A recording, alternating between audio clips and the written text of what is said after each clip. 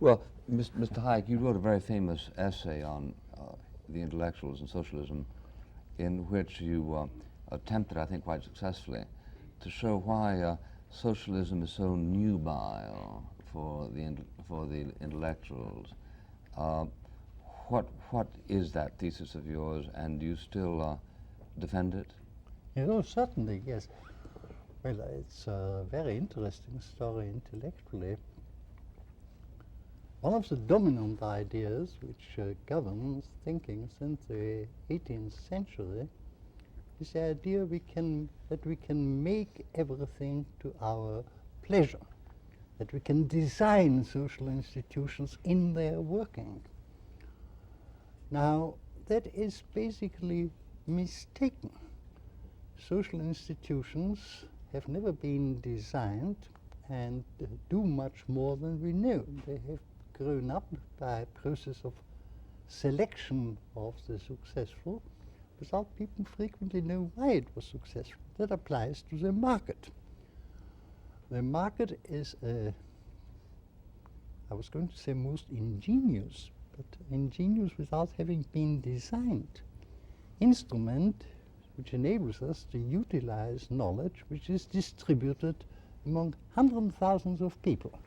It's an adaptation to thousands of circumstances which nobody ever can know as a whole, and where the prices formed on the market tell the individual what to do and what not to do in the social interest. Now, in order to understand this, you have to know economics. To the naive person who imagines all the distribution of income is determined by somebody deliberately and actively, it seems that if this is the responsibility of a particular guide, this is evidently done very unjustly. The fact is, it's not being done unjustly because we achieve all that we do achieve by having come to agree to play a sort of game in which the game of the market, as I like to call it, in which, because we are utilizing more information, more facts than anybody knows, the outcome for a particular individual is necessarily unpredictable. Now, an outcome which is unpredictable and undesigned by anybody cannot be just as little as the outcome of a game of chance can be a just game. But people resent this, and the people who imagine, oh, it should be possible to design all this, to arrange this, accept the government to do this in a manner that the distribution is just. Now, that is literally impossible, because it would require that all this widely dispersed information about particular facts and particular circumstances and particular gifts can be used and controlled by a central authority. Why couldn't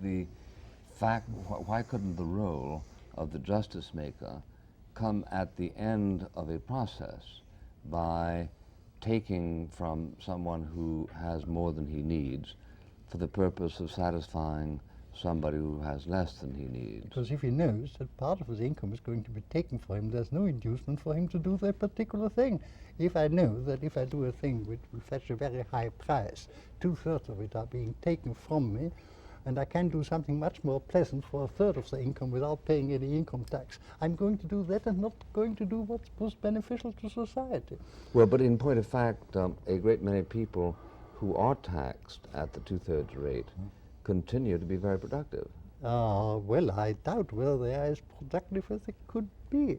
All right, but let's say they are less productive than they could be. But how do you answer the question that the demands of justice are perhaps approached after you have permitted a natural distribution of the proceeds through the market mechanism? There are no possible rules of a just distribution in a system where the distribution is not deliberately the result of people bringing it about. I mean, justice is an attribute of individual action.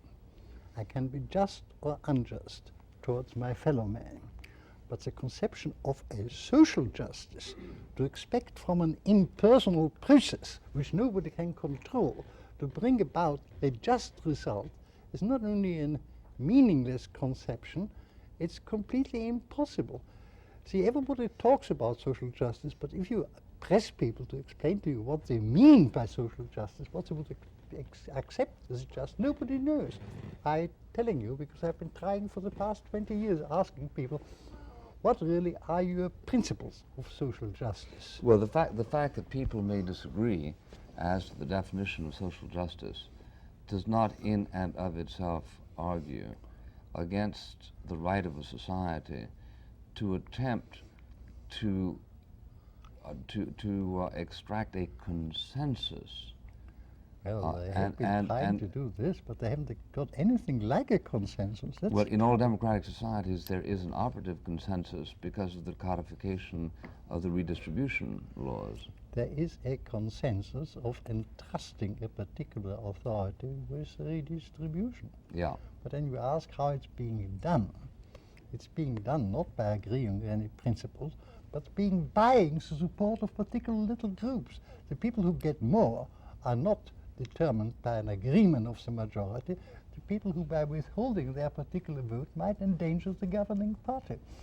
There's nothing like an agreement of a just distribution, the distribution which government effects is the price it pays, or rather the concessions it makes to the extortions of particular little group who say we will not support you if you don't give us an extra benefit. Well, what if you were to remark a correspondence between the flow of philanthropy and the flow of redistributionist money? Would that just be a coincidence? It would be a coincidence. There's nothing like it. Suppose 50% of Mr. Roach's college fund were supplied by individuals and 50% of it was supplied by government. Would you say that there was a natural correspondence between the ideas of justice as screened through the distillery of free minds and as screened through the representative government? See, our possibility of being charitable is limited by the extent of our knowledge of particular people and particular needs. The benefactors of your college will do so for an institution they know, for a group of people they know, where they have... But see, the great problem is that we have developed what's called a greater open society, which deals with an infinitely much larger number of people than anybody can know. Nobody can form an idea what a steel worker in Indiana compared with a cotton worker in South America, in the southern states, deserves in any sense. We have no instinctive feeling about this. When we believe that we have a sense of social justice, that's an inherited trait which we have developed from the life in the small group in which mankind lived for 1 million years before it developed the open society. Of course, in a little hunting band of 50 people or so, it was essential that you assigned an appropriate share to each member. But this native instinct, which we had to overcome in order to form a large society, is suddenly coming up again when the great majority of people operate in large organizations, do no longer understand the market, and so we are reverting to very primitive instincts, instincts which we have overcome when we emerged from the little group into the open society. Well, are you saying that a state the size of Bermuda can make intelligent exercises of charitable redistribution? Whether it would be intelligent, it could be principled and could pursue clear aims. I don't know what the population of Bermuda is. It probably is already too big for the purpose. But a state consisting of 10 or 20,000 people could probably do it. There you still have visible, conceivable needs of known people whom you can ascertain. But the whole advance of society is that we have created an order in something very much bigger than any single mind can conceive, can survey. And we have created some sort of order and created conditions and productivity by applying to their individual action universal rules and then letting them play what I call this game, which is partly a game of skill and partly a game of chance, and that the outcome of this game is the are the rewards, the prizes, which tell people what they ought to do, both in their own and in the general interest. Prizes, after all, tell people what they ought to do in order to make the greatest contribution to the social product. Well, Mr. Rhodes, let me ask you this. Is it your notion that a society ought not to undertake redistribution because it cannot define justice, or because it has no legitimate authority to engage in the act of redistribution? Both, as a matter of fact, but before I answer, please don't leave the impression in anyone's mind, Bill, that half of our money at Hillsdale comes from the federal government, because as you already are perfectly aware, none of our money comes from the federal government or the state government. You disdain it. In any event, as to the question of justice, it occurs to me that such a thing as social justice becomes almost a contradiction in terms, because if you examine the philosophic roots that produced the modern egalitarian ideal, those roots contain all sorts of departures from the idea that it is possible to establish a difference between right and wrong. They deny the operation of a moral framework and ultimately come to the utilitarian goal that all ideas and all values are to be considered essentially on their own merits. And the same people who have said that and are busy then undercutting the more traditional values in Western civilization are the same people who then go on and prate about social justice as though somehow the assignment of numbers, of quantification, will tell us something about justice, and in fact it will not. So I don't think that you can define social justice. You can define social injustice. You can produce a socially unjust situation, but to do so, what you've really done is undercut individual morality and the opportunity to make those choices that have genuine moral content. But why is it inconsistent for a logical positivist to say, on the one hand, I decline to accept as just that which the majority ordains, but I agree to back that which it does, because this is an attempt, a conscious attempt at the workings of justice by people who are as instructed as any society can hope to be at a given moment. Well, I don't think that this definition of social justice carries that kind of validity.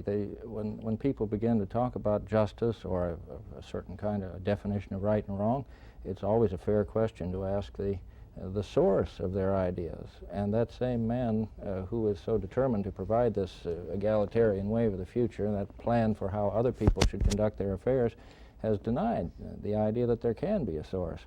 And for him simply to say that the majority constitutes that source, or that he has a degree of enlightenment denied the rest of us, is arrogance. That's not proof. Well, let me ask you a concrete example, and perhaps you and Dr. Hayek can address yourself to it.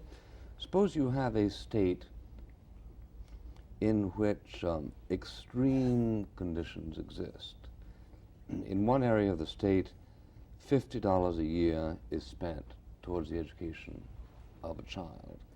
In the other end of the state, $1,000 per year is spent towards the education of the child. Is the concept of justice invocable in the society that says we must do what we can to diminish that antipodes? We must pay more for the education of the child down in the southern region, even if it means diminishing the grant to the child in the upper region. Is this, as thus far described, a rough attempt at, quote, justice? No, because justice, after all, still is, as we heard earlier, an essentially individual idea. That morality is a difference between right and wrong in concrete, specific decisions and transactions between and among individuals. When this is elevated to a social plane, it ceases to have any particular recognizable content as justice. But is that terminologically subjective? If an individual decides to give succor to a hungry person, why is that different from 10 individuals giving succor to 10 hungry people? Or privately and individually? No, even if they use the instrumentality of the tribe. Because at that point I become the sucker for them because it's my taxes that accompany theirs. It's fine for you to decide to be charitable. It is not fine for you to be charitable with my resources as opposed to yours. In fact, there's no charity connected with them. Well, this really depends on the rules of society, doesn't it? Well, it raises the question, what is a society? I'm acquainted with your essay that says that no such thing exists. I mean, is the fact that the people of Oklahoma and the people of New York find it convenient to have a common system of law and of rules, a justification that the people of Oklahoma can demand that the people of New York, out of their pocket, assist the people of Oklahoma. I mean, it's a question which, once you ask it, you would agree there's nothing like a moral agreement which creates such a right. It's merely the fact, well, where there is the power, and once we have a common state, there is the power, it is accepted as legitimate that this power takes out of the pockets of the rich and out of the... now, does it mean that if we have a world government, we can tax the Americans to, all Americans, to 80% of their incomes in order to maintain the Chinese? I mean, that's the same principle applied. That once you have an international government, there would be the international power. You would have to claim that it is perfectly legitimate if that international government decides to tax all Americans to 80% of their income, hand it over to the Chinese, and feed the Chinese. Whatever we may think about desirable future rules of morals, there's no doubt that the existing rules of morals do not justify this. And I would maintain that, in fact, when today the wealthy parts of the United States are heavily taxed in favor of the poorer parts, this is not the result of any moral agreement of the majority of the American people, but solely the effect that whatever party is in power needs the woods of Oklahoma and pays for the woods of Oklahoma at the cost of the people of the wealthier parts, nothing else. Well, but the motivations of the people who pass those laws are not necessarily the motivations of people who are propelled by demagogic pressure, are they? You're not denying disinterested generosity exercised in the legislature, are you? It's an entirely different matter. Disinterested generosity determines voluntary action. But to claim that there is a consensus of the American people which authorizes the legislature to bring about a certain redistribution of income is in fact not true. The American people have never asked about the principles that ought to be applied in this. All they are asked, all they are told is that in fact the Republican Party, the Democratic Party, who promises you such and such, will be in power only if it buys the support of the people in Oklahoma. And since you know that you will get from the Democratic Party only what you expect from it, you vote from it, and you take into account the necessity that in order that the Democratic Party gets into power, it has to pay special benefits to the people of Oklahoma. That's what it comes to. Examiner today is Mr. Jeff Greenfield, familiar to viewers of this program, Mr. Greenfield. So my question to you, and I suppose also to Professor Hayek, is your skepticism about social justice confined to the sphere of economics, or are you skeptical about any ability to define it? Well, I'm highly skeptical when government extends its authority into areas where it simply is not properly qualified to to judge and where there is no basic definition of how it should be performing. Your example, of course, refers to the political process. Obviously, for the state to determine the conditions under which people should vote is an area where the state must make the rules. Now I want to elaborate on that and ask Dr. Hayek one, because I'm now going to get into the economic sphere. I'm afraid I have a lot to say on this subject, if you could start me on it. Okay. And the point we must start from is that the classical demand is that the state ought to treat all people equally, in spite of the fact that they are very unequal. You can't deduce from this the rule that because people are unequal, he ought to treat them unequally in order to make them equal. And that's what social justice amounts to. It's a demand that the state should treat the different people differently in order to place them in the same position. The rule of equal treatment applies only to things the state has to do in any case. But to making people equal a goal of governmental policy would force government to treat people very unequally indeed. Let me, though,